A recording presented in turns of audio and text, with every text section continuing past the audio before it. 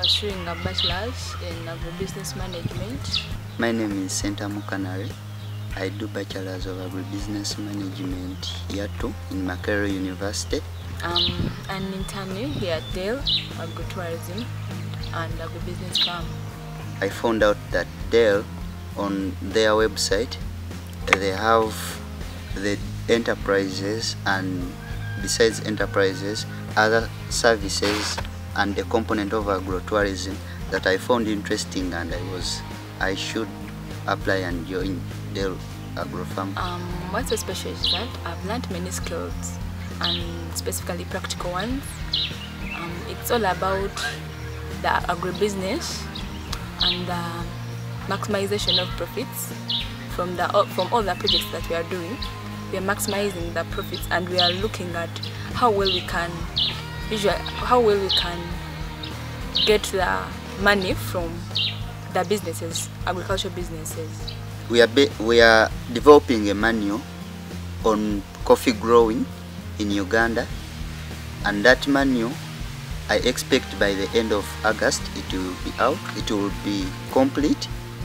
And this is going to the farmers. We want farmers to think out of the box, because usually farmers have been producing coffee beans.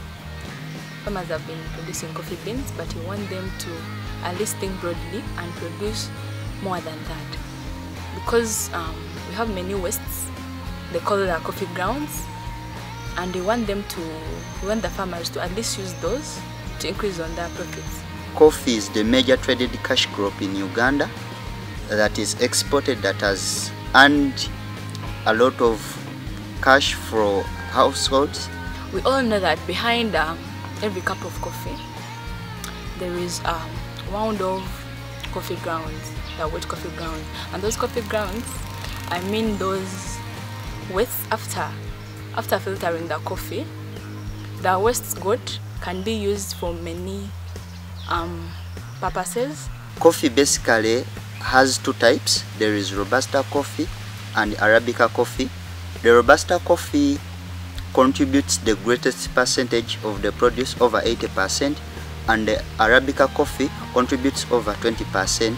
But on the market, it's Arabica coffee that is more preferred than Robusta coffee. Although for Uganda, in particular, Robusta coffee for Uganda has a very good aroma and other properties that I've seen it being attracted on the national market. The residues, which I call the grounds, coffee grounds, are going to be used for fertilizers, because when you compost them, they are useful for the plants.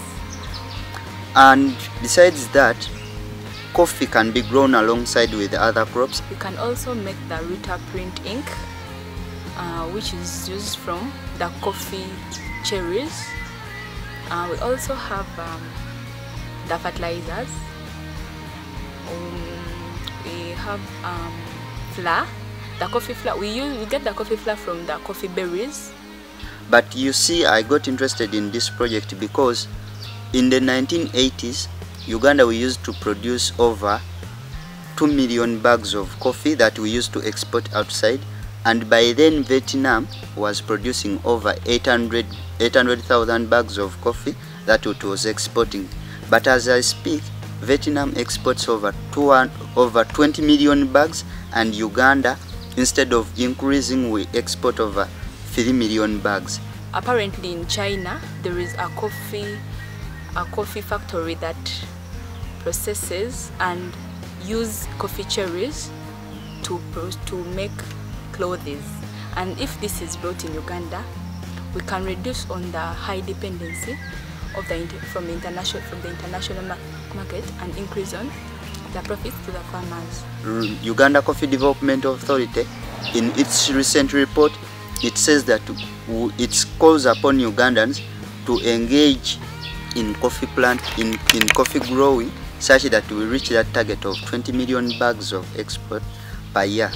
And with this, that's why I picked interest to get all the agronomic practices, the improved agronomic practices that we can teach to farmers and actually increase this yield and also create employment, as well as increasing their income.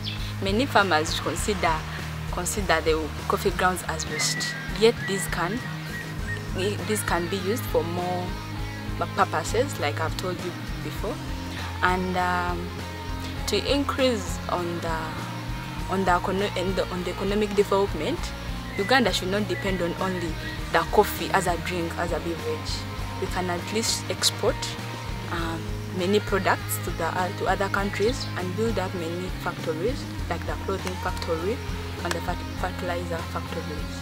The challenges I see with the project, particularly we need finances for printing the manuals, because we expect to get over 100,000 copies that shall be available to different farmers in different groups. Obviously, we need the government to help us. We need the coffee marketing board at least to come up to help us. We also need assistance in interpreting these books in the local languages, such that our people who are found in other districts can be able to understand what information is required of them to adopt the best agronomic practices in order to improve their coffee. For example, in Busoga region, their coffee is compromised by quality, because they usually get coffee when it is not ready from the garden. And we really need media to at least bring out the light to the farmers. We are also targeting the youth, how they can come back to agriculture, but they can only come back to agriculture if they are assured that what they are going to produce is actually going to be consumed at very attractive prices. Yeah, I expect farmers, the organizations and other stakeholders to take all the information that we're going to write in the manuals, to learn up all the skills, to use all the information that we've provided, at least to produce many products that are going to take Uganda high in the export market. So this is going to help to reduce the unemployment rate, which is currently we have a high percentage of unemployed youth. It is going to reduce it, and the livelihoods of the households in villages are going to improve greatly, because usually livelihoods improve with increased income. By the end of August, we have many manuals we are going to publish, and all the information about how we are going to make coffee, all the products, and how to make other processes are going to be in those manuals. We have worked hand in hand with farmers and seed companies such as Simlo Seed Company, who are ready to provide a high-yielding variety.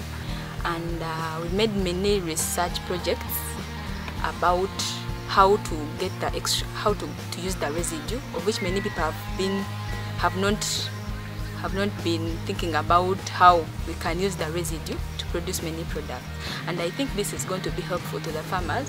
For example, Arabica coffee grows between 1,500 meters to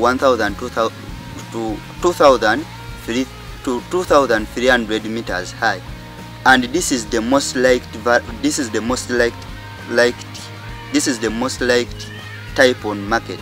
But they have developed a variety commonly known as Tuza, which is from Arabica, and this is more resistant, and it can grow actually below 1,300 meters, which means it can grow from the rest of non-mountainous areas. And if such varieties are adopted, they are different from the varieties that have existed before. And I hope that we are going to publish as 1,000 manuals or copies as possible, such that every farmer and all other stakeholders can get. I call upon every Ugandan farmer to adopt coffee growing, following the rightful practices, and I call upon my fellow youth that don't fear to engage in the jobs of farming. There are a lot of opportunities, because many people have got a lot of money from there, and don't mind where you join from. The chain is very big. It's not only primary production, You can actually engage in processing coffee. There are very many opportunities. So I call upon people to adopt and increase and use this chance to improve their lives. Thank you very much.